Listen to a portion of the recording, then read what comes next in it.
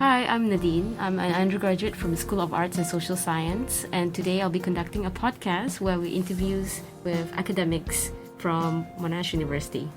Today we have an associate professor from Monash School of Psychology, Dr. Rachel Ting. She holds 2 Masters of Arts in Clinical Psychology and in Theology, and a Doctor in Philosophy in Clinical Psychology from Fuller Graduate School of Psychology.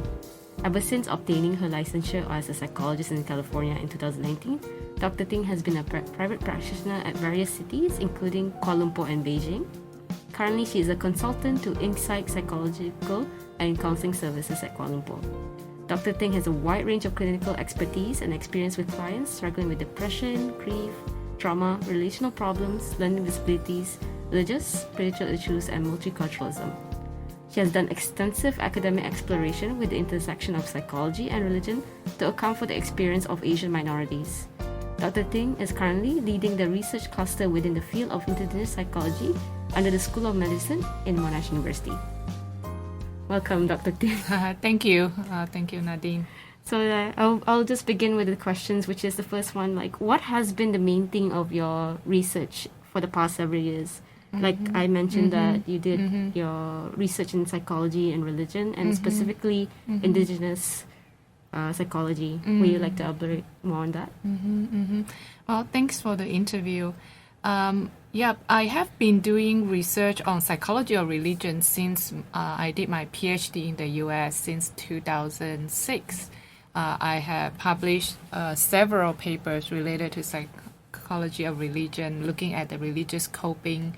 But then later on, I delved more into Chinese psychology by looking at more at Chinese populations in terms of their way of coping and sufferings. Particularly, I got an international grant in 2004, for I think 14 to 2016, while I was working in China, and that international project led me to found out more about the ethnic minority group in China, particularly the Yi people, and in terms of their suffering with HIV disease. So since then, I published a monograph, a book with 7 chapters on the suffering of Yi. And since then I have been involved also more focusedly on the HIV populations in China. And then I study some sexual minority as well as the sexual health among the minority groups. There are some publications on that area in terms of female condom and all that. But then I think it was an interesting study that I conducted 2 years to test the efficacy and acceptability of a female condom. In between then, I get in touch more with the indigenous people in Malaysia. So recent years, since 2018, I would say after I joined Monash, I focus more on the indigenous populations, especially the Orang Asli in Malaysia. So prior to that, most of my publication has to do with Chinese mental health. But then now, recently, I move on more to the well-being of indigenous people in Malaysia and also the religious diversity within Malaysia.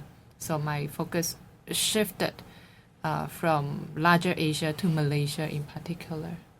That's pretty interesting because you mentioned a lot about being interested in the suffering and like the nature of the plight of indigenous groups, especially within China and Malaysia.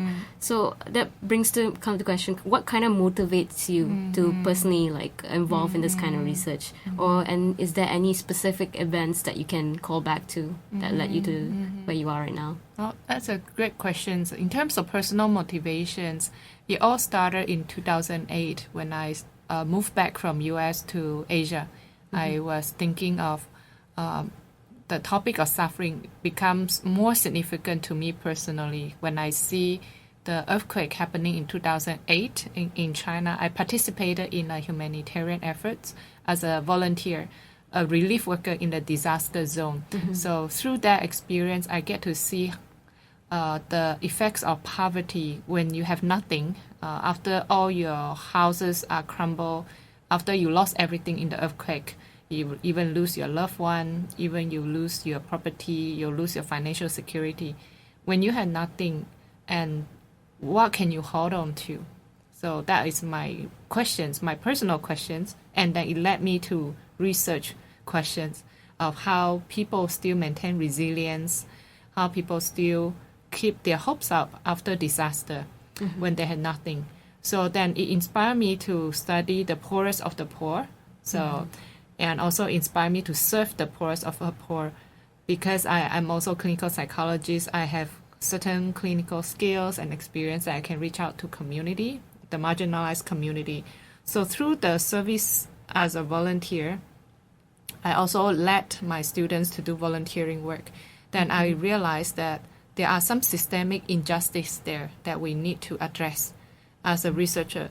If we keep serving, we just give and give and give, but then nothing resolved at the policy level. In order to have policy change, to address poverty issues, to address injustice issue, why always the minority groups suffer more? Why after earthquake, some people, they can recover faster because they got savings, they got government subsidy, but certain minority group, they don't speak the language, then they got ignored. Essentially, they don't have a voice. Yeah, so this is why it inspired me to give a voice to the voiceless through research. So I have an identity as a researcher. Why not I write something for them? So I start conducting qualitative research. Qualitative research especially is to empower them to speak up, the community group to speak up, so that I can write about their story and publish. So I think that's my personal motivations until now. So everywhere I go, everywhere I work, I always search for the marginalized group that need to be heard and their voice need to be raised. So, and you mentioned some challenges faced by indigenous people in terms of not having a voice in policy making. So is there any additional challenge? And I also like to bring up, I think in your research, you kind of like talked about the Western definition of psychology and how it kind of could differ like from the mental health aspect of Asian definition, right? So would you like to explain further about that, especially? I'm glad that you read some of my research. I thought no one read them because they're boring. No, just kidding. I mean, but it's true because psychology, it often comes from the Western terms. Yeah, it's quite theoretical. So there is a movement in the West right now to reflect on the Western psychology, the definitions. Are we imposing the Western hegemony on the non-West regions? So I was lucky that I was exposed to this movement called indigenous psychology and humanistic psychology. They found that a lot of time the research done or published in psychology field are related to the weird population, W-E-I-R-D. The weird populations are the Western, that's W-E is those who are educated, I means that which are intelligent or down among the industrial country. R are the rich people, and the D is the democratic. So the most of the Western research are done by the weird psychologists to the weird populations. So all the samples they gather are from weird populations. So there is a bias. And how can you generalize the finding from weird populations to non-weird populations? So that was the major critiques, is that you study college students come from middle upper class backgrounds. The white people, how can it represent the non-white people outside of America? Even within America itself, there are black people, Hispanic and all that. So with that mentalities, when I come back to Asia, I also found that we are actually self-colonizing. We imported the standards, the findings say that, let's say in America, the finding is that those who are more extrovert personality, they have higher self-esteem or higher mental well-being. But is it true for Asians? Asian, we have different way of communication and expressing ourselves. We are more quiet and more indirect in our way of talking. So if we use the personality test developed by the West, and then we test it among ourselves, then it would not be fair. Because let's say the Big Five personality theory has a neuroticism, and the Asians score higher on neuroticism. But it sounds very bad because it means we are more neurotic. But there are other ways to look at, what does neuroticism mean. It could be, Asians are more reserved in our more emotion, or more conservative, or all that.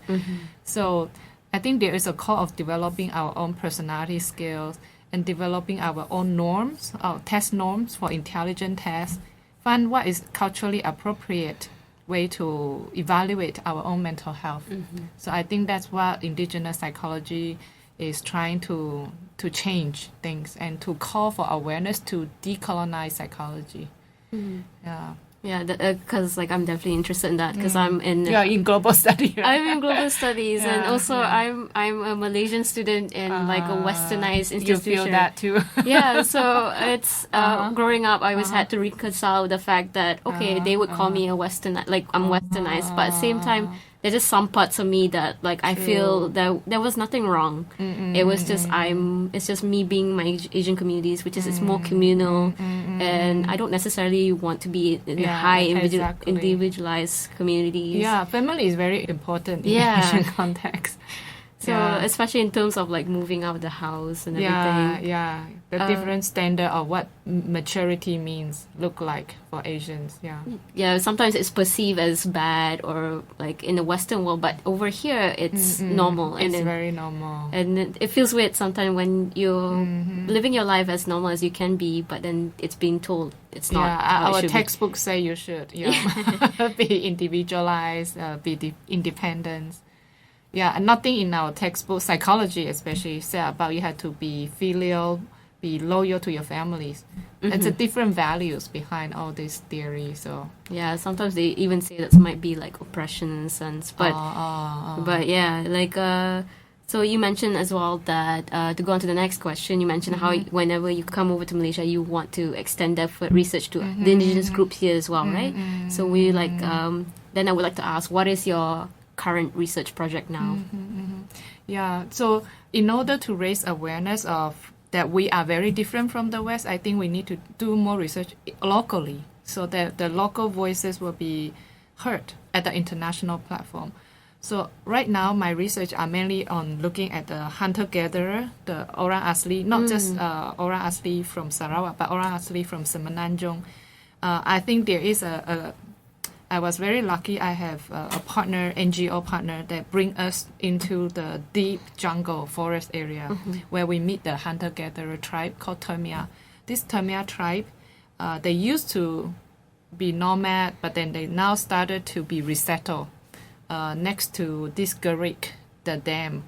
And then in our exposure to them, we found there are also sufferings and somehow systemic injustice happening still in the village. So from 2018, we have, conducted many field trips. Me and my PhD students and my postgrad diploma students, we all go in, we conduct the interview, we do cultural immersions, we do a bit of semi-anthropological / psychology study. So it's a very fun thing to do fieldwork because it's like adventurous trip. You go in there, you build friendship, and you participate in their rituals. So Termia, they have their own spiritualities. They have their own shamans. They all do their own healing ceremony, dancing ceremony called Sewang. So we participate and then we observe, and then later on we build relationship with the religious leaders.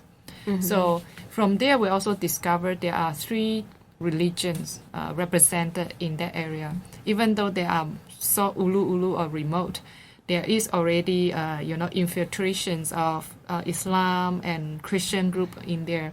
So we are trying to compare the traditional spiritual group with the converted Islam and converted Christians. They are all Termia. We are looking at the changes of conversions, religious conversion, and what changes it brings to their psychological mentalities. So these are the recent research, and my PhD students are very strong. I think one of her publications also being featured, her as the first author, and she is also having 3 manuscripts coming out soon.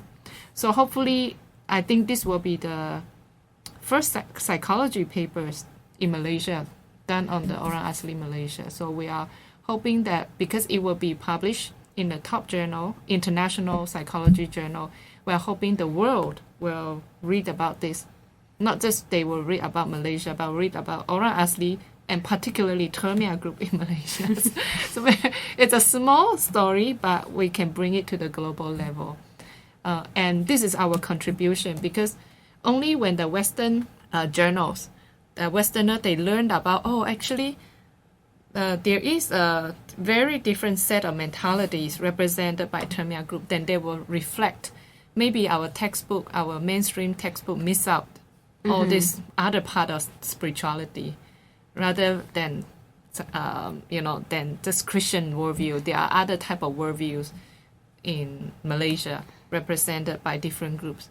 So that's the message we hope to bring to the world, and also to Malaysia government, to the policymakers here locally. Definitely. Yeah, when you're trying to convert people, be aware that if you convert too rapidly, it might have some side effects that bring to the local community. I think conversion is it is sensitive, right? It's a bit there is it is sensitive, but also it kind of implies a sense of erasure in the indigenous communities as well, because I think in Malaysia there's been a change of in religions. Yeah, it is the very, landscape is the changing, landscape. yeah. So I think like you said, it's small stories, but I think it has big implications. Right. So like in understanding Malaysia's history as well, the changing landscape, how it's like almost seeing like a primitive part of Malaysia.